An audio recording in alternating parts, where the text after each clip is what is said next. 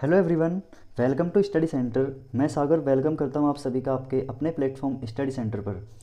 आज की हमारी जो एंजॉयफुल क्लास है, इसमें हम न्यू चैप्टर स्टार्ट करने जा रहे हैं, रियल नंबर। ठीक है, तो इस चैप्टर को स्टार्ट करने से पहले हम जो नाइन्थ क्लास में कुछ टॉपिक्स हमने स्टडी किए थे उनको हम रिवाइज करते हैं। तो उन टॉपिक्स में जो पहला टॉपिक है वो है नेचुरल नंबर। ठीक है, प्राकृत संख्याएं।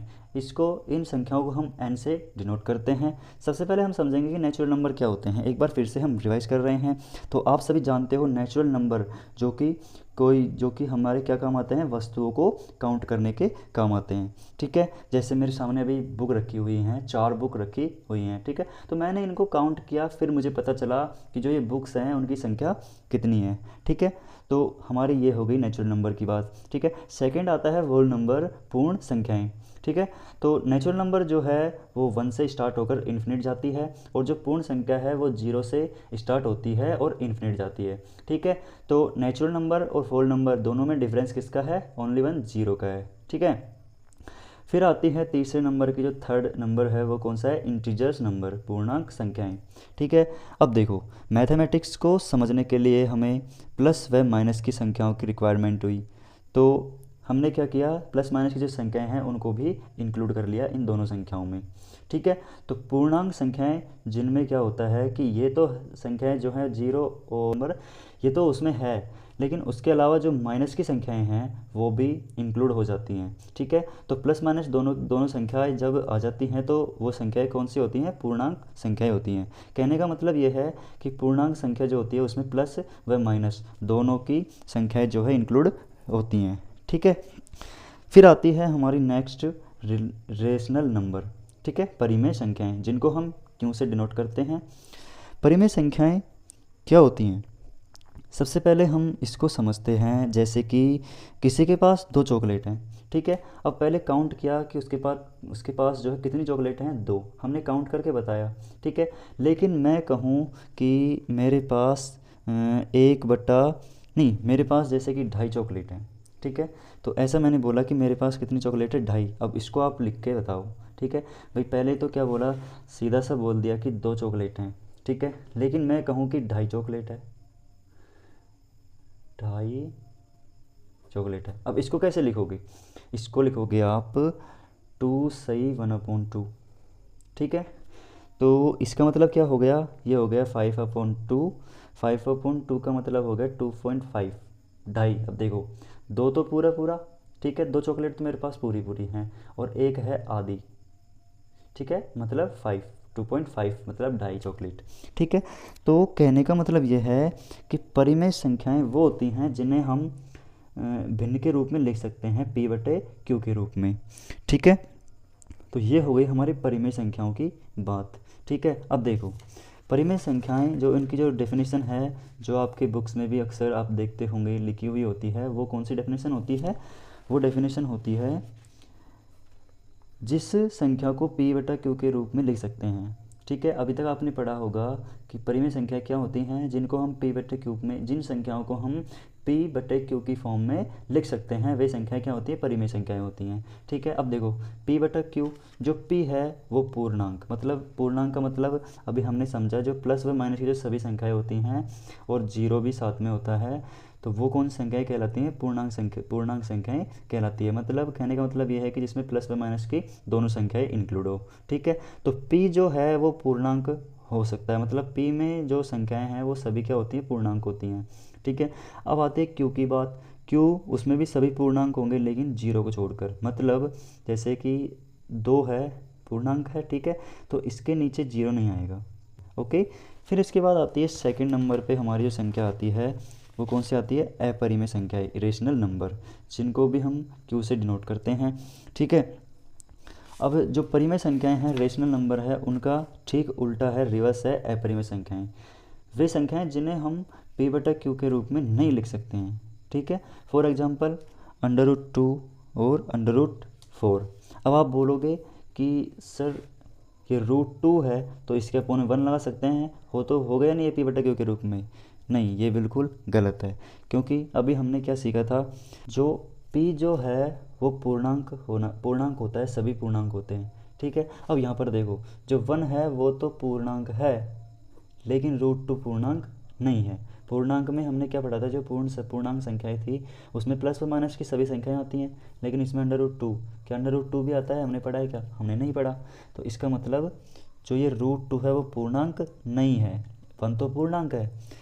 तो इस वजह से ये क्या है, अपरिमेय संख्या है, रूट 2 है, लेकिन इसके नीचे हम 1 नहीं लगा सकते।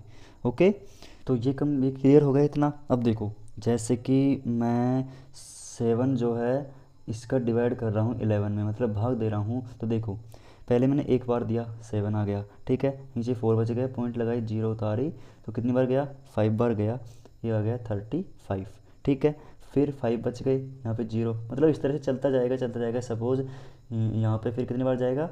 7 बार जाएगा, ठीक है, 7 बार जाएगा, फिर 1, मतलब ऐसे चलता जाएगा, नहीं कुछ ना कुछ संख्या इधर आती जा रही है, मतलब बदलते हुए चेंज हो रही है। जैसे कि 9 बार गया, फिर 10 बार गया, फिर 3 बार गया, 4 बार गया, 6, मतलब ऐसे चलता जा रहा है, ठीक है। तो ये क्या है? अपरिमेय संख्या है, 11/7, ठीक है, ये क्या है? अपरिमेय संख्या है।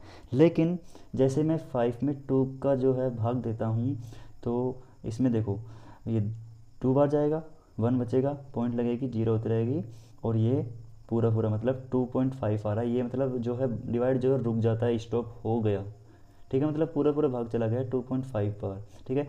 आगे कोई भी संख्या नहीं आ रही है क्योंकि नीचे 0 आ गया है, ठीक है। तो जो 5.2 है ये क्या है, यानी 5/2 जो है परिमेय संख्या है, ठीक है। आगे समझ में इतना क्लियर? अब देखो भाई, देखो 7 को जब डिवाइड करेंगे, 7 का जब डिवाइड भाग देंगे 11 में, तो देखो कुछ ना कुछ संख्या आ रही है, मतलब चलता जा रहा है, भाग जो रुक नहीं रहा, वो चलता जा रहा है, नीचे शेषफल में 0 नहीं आ रहा है, ठीक है। तो ऐसा जब भी हो कोई भी संख्या में, किसी भी भिन्न में, तो वो क्या होगी? अपरिमेय संख्या होगी, ठीक है। तो 11/7 हमारी अपरिमेय संख्या है। लेकिन वहीं दूसरी तरफ जैसे कि 2 का हमने भाग दिया 5 में, तो वो 2.5 बार जा रहा है और फिर स्टॉप हो जाता है, क्योंकि शेषफल क्या आ जाता है? लास्ट में 0 आ जाता है। तो इसको बोलते हैं हम परिमेय संख्या, ठीक है। इतना क्लियर? अब देखो, इसको नोट करके लिख लेना, जो पाई है, नोट, जो पाई है वो क्या है? अपरिमेय संख्या है, अपरिमेय संख्या है, ठीक है। इसको लिख लेना, नोट कर लेना। अब आप बोलोगे कि पाई की जो वैल्यू है वो 22/7 है, अब ये तो भिन्न के रूप में है, तो ये परिमेय संख्या क्यों नहीं है?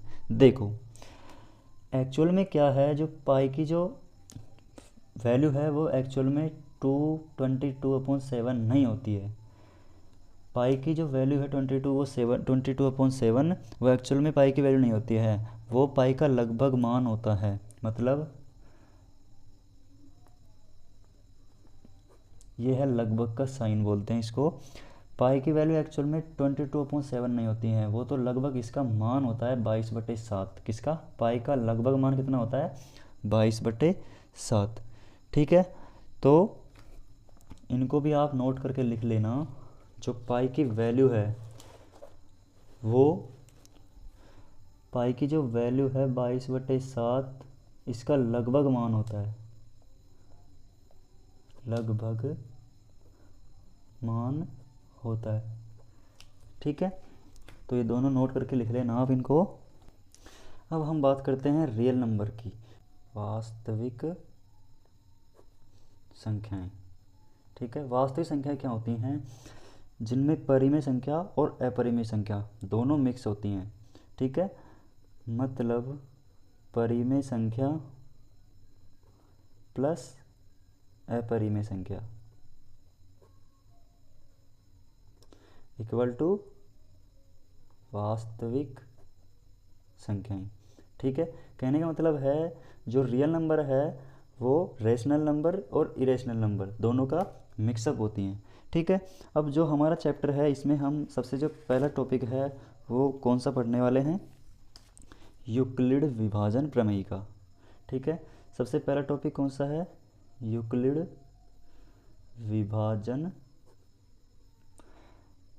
प्रमेय का, ठीक है। ये हमारा पहला टॉपिक है। सबसे पहले हम समझते हैं कि यूक्लिड विभाजन प्रमेय का क्या होती है, ठीक है। देखो, जैसे मैं 5 का भाग जो है 16 में देता हूँ, तो 3 बार जाता है, ठीक है, 1 शेषफल यहाँ पर बच जाता है।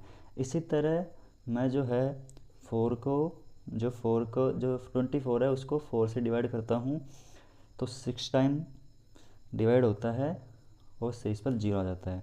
लेकिन यदि मैं 8 का भाग 20 में देता हूँ, ठीक है, मतलब 20 जो है उसको 8 से डिवाइड करता हूँ तो 2 बार जाता है, 4 शेषफल बच जाता है, ठीक है। अब देखो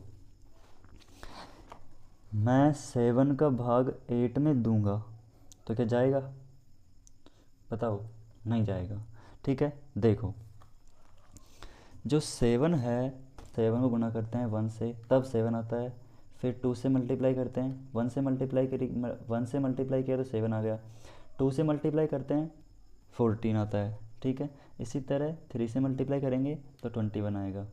अब देखो मैं यहाँ पे 7 को मल्टीप्लाई करूँगा 0 से तो क्या आएगा, 0 आएगा, ठीक है, 0 आएगा ना। तो हम इस स्टेप से थोड़ा सा आगे बढ़ते हैं, थोड़ा और ऊपर जाते हैं तो क्या आता है, 0 आता है, ठीक है। तो यहाँ पर 0 आ जाएगा, 0 बार जाएगा भाग तो नीचे भी क्या आ जाएगा, 0 आ जाएगा, ठीक है। और 8 जो है हमारा शेषफल बच जाएगा, ठीक है। अब देखो 0 क्या है यहाँ पर, भागफल, 0 क्या है हमारा, भागफल, और 8 जो है वो क्या है, भाज्य। 8 हमारा क्या है, भाज्य, 0 क्या है, भागफल, और इधर ये 8 जो है वो क्या है, शेषफल। इतना क्लियर। और 7 जो है वो क्या है, भाजक, ठीक है। 7 हमारा भाजक है, 8 हमारा भाज्य है, और 0 क्या है, ये भागफल है, और ये 8 यहाँ पर जो आ रहा है ये क्या है, शेषफल है, ठीक है। इतना क्लियर। अब देखो ये जो 16 है इसको 16 इक्वल टू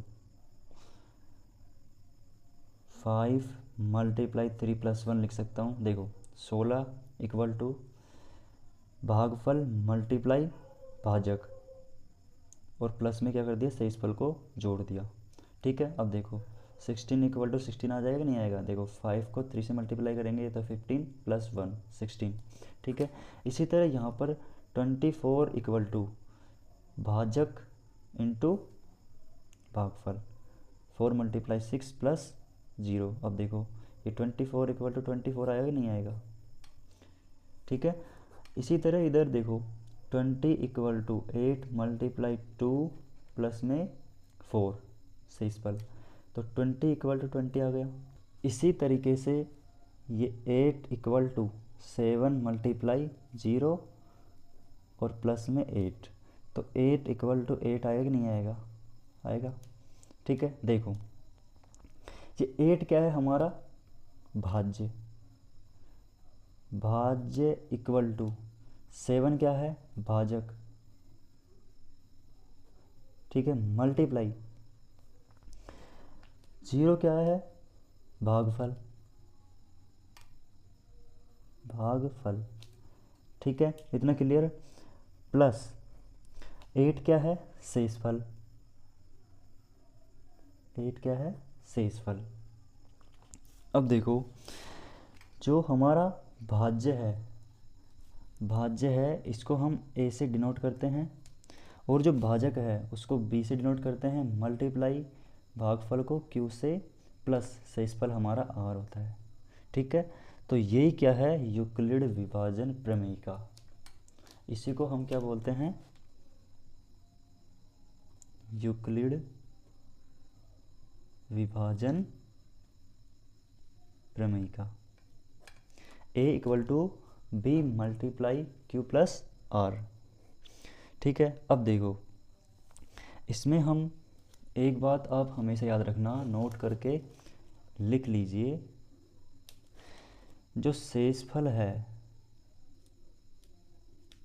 शेषफल कभी भी भाजक से बड़ा नहीं आएगा, इसको नोट करके लिख लेना। जो शेषफल है वो कभी भी भाजक से बड़ा नहीं आएगा। इसका मतलब जो r है, शेषफल है, वो भाजक से हमेशा छोटा होगा, मतलब शेषफल भाजक से कभी भी बड़ा नहीं आएगा। r greater than equal to 0। हमने अभी क्या लिखा था, जो शेषफल है कभी भी भाजक से बड़ा नहीं होगा। शेषफल भाजक से बड़ा नहीं होगा, मतलब भाजक से जो है शेषफल क्या होगा, छोटा होगा। ठीक है, इस कंडीशन को हम इस तरह से लिखते हैं, ये हमारे काम आएगा आगे क्वेश्चंस में। और जो शेषफल है वो या तो 0 के बराबर होगा या 0 से बड़ा होगा। ठीक है, या तो शेषफल 0 आएगा या 1 आएगा या 2 आएगा, कुछ भी। ठीक है, मतलब 0 से बड़ा आएगा हमेशा, XYZ कुछ भी आए, या तो 0 के इक्वल आएगा या 0 से बड़ा आएगा। ठीक है, तो उस कंडीशन को हम इस तरह से डिनोट करते हैं। अब देखो, इन दोनों कंडीशंस को हम एक साथ कैसे लिख सकते हैं, 0 less than equal to r, मतलब जो शेषफल है वो या तो 0 के बराबर होगा या 0 से बड़ा होगा, लेस देन b। और जो शेषफल है वो हमेशा भाजक से क्या होगा, छोटा होगा। ठीक है, तो दोनों कंडीशंस को हम इस तरह से मिक्सअप करके लिख सकते हैं, ये हमारे काम आएगा। और ये क्या है, यूक्लिड विभाजन प्रमेयिका है, जो कि हमने निकाली थी अभी, a equal to b q plus r. B q क्या है, यहाँ पर दोनों मल्टीप्लाई में है। ठीक है, आज की इस क्लास में इतना ही। इसके नेक्स्ट वाले क्लास में जो नेक्स्ट वाला पार्ट है, सेकंड पार्ट, उसमें हम जो यूक्लिड विभाजन प्रमेयिका है इसको कुछ एग्जांपल्स के थ्रू अच्छे से समझने की कोशिश करेंगे, अच्छे से समझेंगे। ठीक है, तब तक के लिए बाय बाय, टेक केयर।